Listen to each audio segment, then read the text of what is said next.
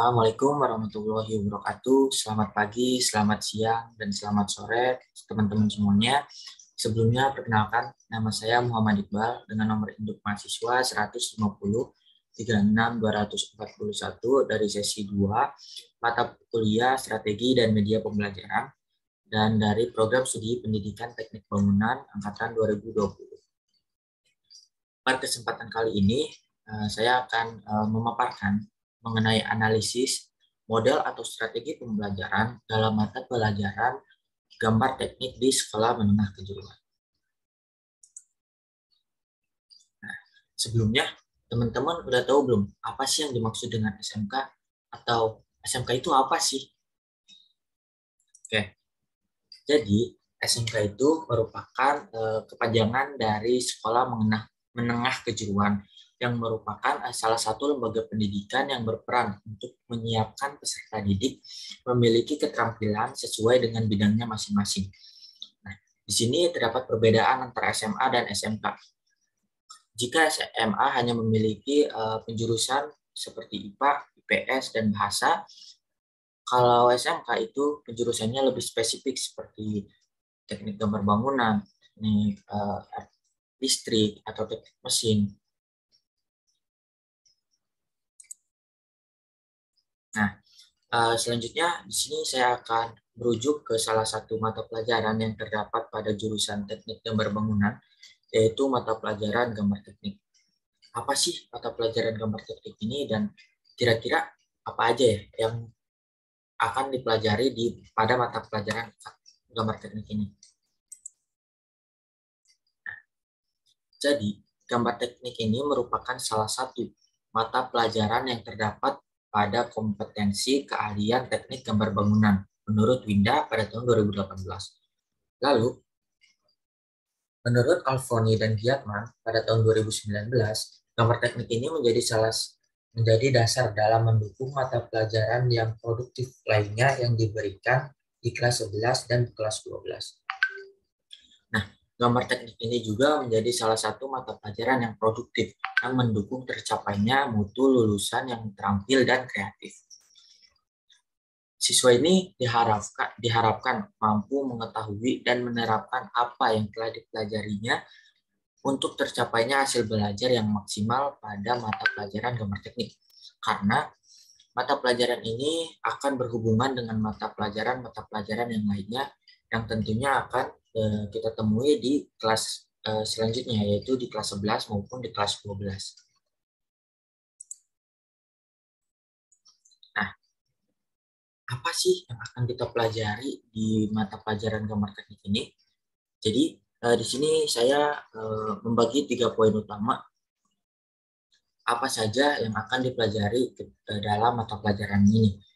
Di poin pertama itu, ketika kita belajar gambar teknik, maka kita juga akan mempelajari mengenai fungsi dari gambar itu sendiri, komponen-komponen gambar, skala dari gambar, jenis-jenis gambar, alat-alat gambar, baik manual maupun aplikasi. Manual di sini seperti menggunakan kertas dan pensil, lalu aplikasi itu menggunakan software-software komputer seperti AutoCAD, SketchUp, dan masih banyak lainnya. Lalu di poin kedua, di sini itu standar penggambaran, kita juga mempelajari standar penggambaran, gambar proyeksi, ada baik ortogonal, isometri, dimetri, trimetri, dan gambar tampak maupun gambar format. Lalu di poin ketiga ini kita mempelajari mengenai pengenalan program aplikasi penggambaran AutoCAD, teknik penggambaran dengan AutoCAD, pengaturan skala gambar, data letak gambar, judul gambar, teknik mencetak gambar, yaitu printing maupun plotter. Nah, pada kesempatan kali ini saya mengambil salah satu kompetensi dasar dari SMK Ainul Yakin di Bogor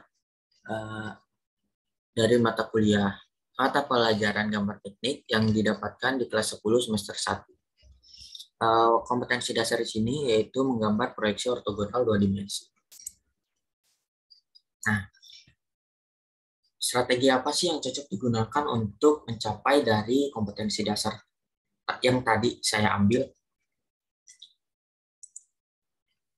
Nah, sebelumnya kita akan membahas dulu mengenai apa sih itu strategi pembelajaran. Jadi, strategi pembelajaran itu merupakan gabungan dari beberapa rangkaian kegiatan, cara pengorganisasian materi pelajaran siswa, bahan, peralatan, dan waktu yang digunakan untuk proses pembelajaran dalam mencapai tujuan kegiatan pembelajaran yang telah ditentukan.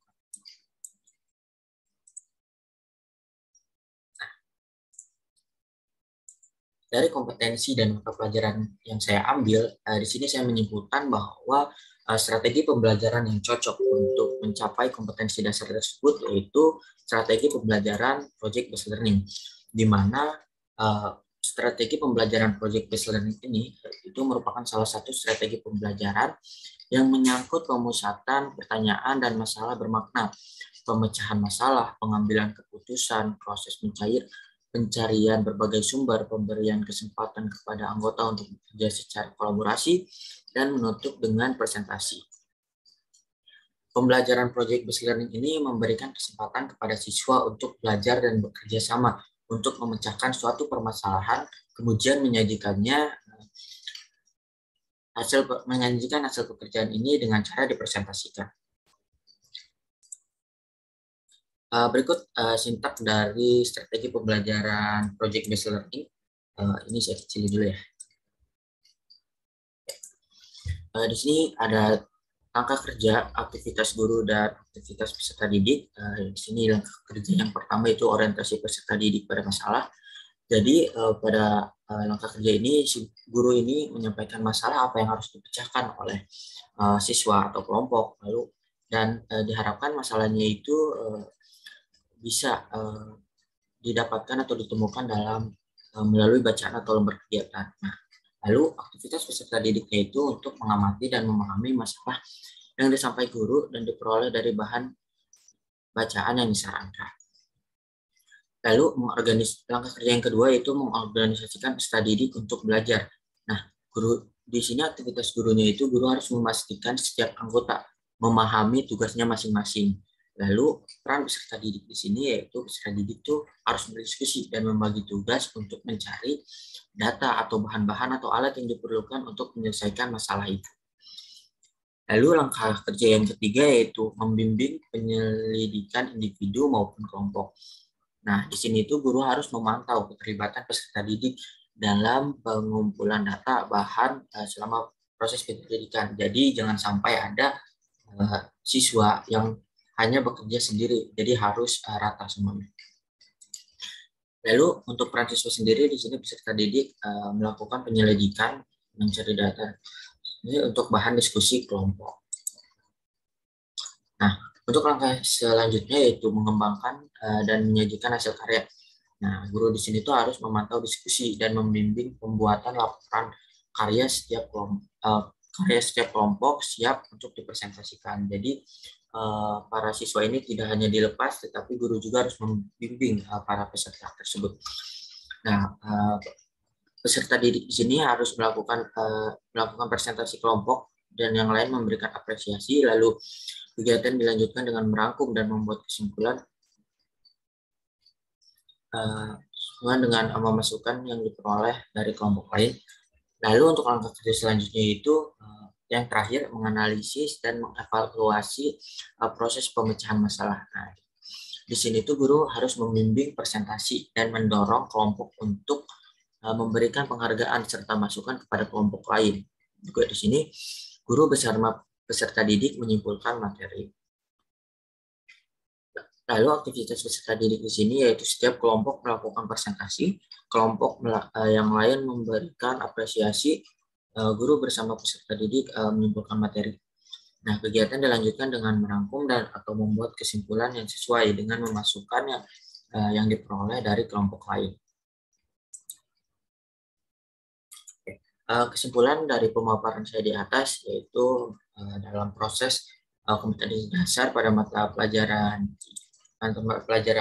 gambar teknik ini, maka project based learning atau PBL ini sangat cocok diterapkan karena dengan diberikannya sebuah project, para siswa akan lebih intens untuk melatih skill mereka dalam menggambar dua dimensi dan kemudian dipresentasikan juga guna melatih skill mereka dalam berbicara.